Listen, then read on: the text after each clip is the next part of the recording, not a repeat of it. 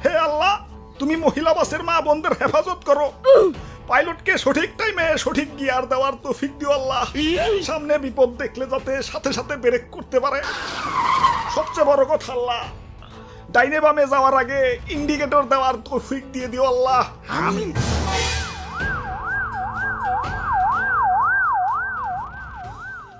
সকিনা, ও সকিনা, সাবধানে যাইও। নাই মাই জায়গা মতো খারিয়া থাকো। আমি দেখি অন্য বাসে আইতাছি। হালার কি দিনকাল পড়লো, বউয়ের সাথে একসাথে জার্নি করবো, তা বাসের কন্ট্রাক্টর আপায় আমারে নিলই না।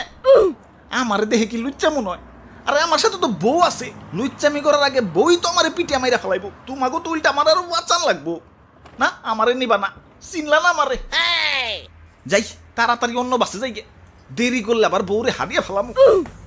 হে আসেন ভাই আসেন, তাড়াতাড়ি উঠেন, দেরি করেন না, দেরি করেন না। আরে কিসের আসেন আসেন, কই যা মুজি গাইবা না? আমরা তো জিগিয়ে জিগিয়ে যাত্রী উঠাই না, আমরা তো হে বাস না, আমরা হইলাম ট্রেনের পিছনের বগি। আগের বগি জেনে যাইবো, আমরাও হেনে যাব। কি আবুল তাবুল কইতাছ? পিছনের বগি কিছুই তো বুঝতাছি না। ওরে বাপুরে, ইয়া মহিলা বাসে তো শুধু মহিলারা যায়। এখন মহিলা গো বাপ ভাই জামাই বয়ফ্রেন্ড, হেরা কি করব? অন্য বাসে গেল তো হেরা আউরা বাস, হেরা যাইব হেগো মতো। ধরো অনেকে তো বইয়ের হটস্পট দিয়ে নেট চালায়। এখন আলাদা আলাদা বাসে গেলে দূরত্বের কারণে তো কানেকশন কাইতে যাইব। তাই আমরা একটা নতুন সার্ভিস চালু করছি, ইয়া মহিলা বাসের পিছু সার্ভিস।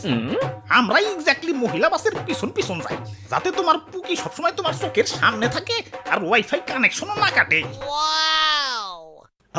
আইডিয়াটা সুন্দর না কন? হা হা, চালু চালু, ওয়াইফাই এর কানেকশন কেটে গেল।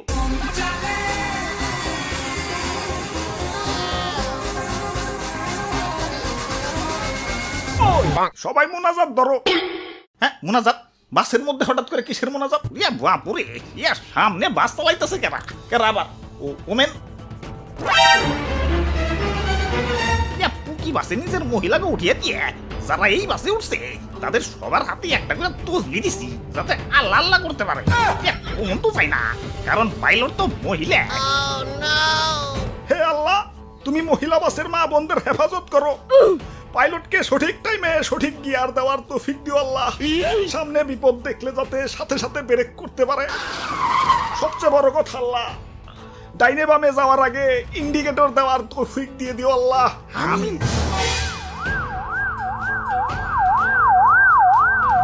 আরে আরে অ্যাম্বুলেন্স, কোনো দুর্ঘটনা ঘটছে নাকি? বাস তো দেখা যায় ঠিকই আছে। ইয়া বাপুরে, আমরা যেমন পুকি বাসের পিছন পিছন যাই, এই অ্যাম্বুলেন্সও পুকি বাসের পিছন পিছন যায়। কখন কোন পথচারীদের লাগিয়ে দেয়, ভাই অ্যাম্বুলেন্স সাথেই থাকে। কারণ কখন তো যায় না, পাইলট তো মহিলা। কাম সার ছেড়ে এমনি বাড়ির মহিলা নিয়ে টেনশনে থাকা লাগে। একা একা চলাফেরা করলে না জানি কি হয়ে যায়। এখন এমন বাস চালু হয়েছে, টেনশন তো ডাবল হয়ে গেল। হবাই কখন তো যায় না, পাইলট তো মহিলা। ওই তোমার তো ডাবল হইছে, আমার তো 8 গুণ হইছে। 8 গুণ কেন? তোমার তো এক বউতে টেনশন ডাবল, আমার তো 4 বউ ওই বাসের মধ্যে। টেনশন 4 দুগুণে কত? তবে একদিকে ভালো হয়েছে, পথচারীরা একটু সব বইছে। আগে তো জেনে হেন থেকে রাস্তা পার হইতো, ওভার ব্রিজে ওঠা তো দূরের কথা, জেব্রা ক্রসিং এ মানতো না। এখন রাস্তায় পুকি বাস নামছে আর সব সোজা, যত্রতত্র রাস্তা পারাপার তো দূরের কথা। রেড সিগন্যালের পরও জেব্রা ক্রসিংটা পার হওয়ার আগে ডাইনে বামে কমসে কম 150 বার তাকা, যে কোথাও কোনো পুকি বাস আছে নাকি।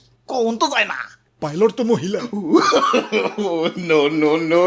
ওই ড্রাইভার সাহেব, বাসটা একটু মহিলা বাসের পাশাপাশি নেন না, আমার বউগিলার একটু দেখতে মন চাচ্ছে।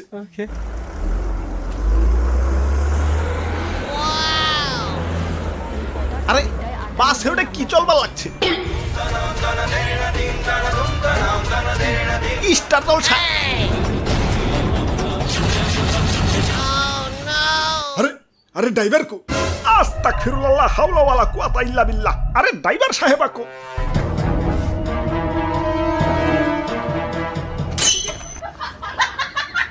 আরে ডিস্টার্ব করো না, দেখো না আমার পছন্দের সিরিয়াল চালু হইছে।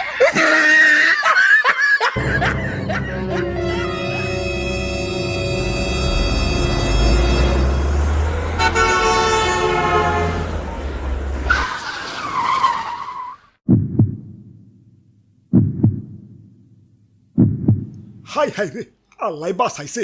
হবাই কোম্পানি আমারে অটো ব্রেক সিস্টেম চালু করে দিছে, কারণ গাড়ির কোম্পানিও বসছে। কখন তো যায় না, পাইলট তো মহিলা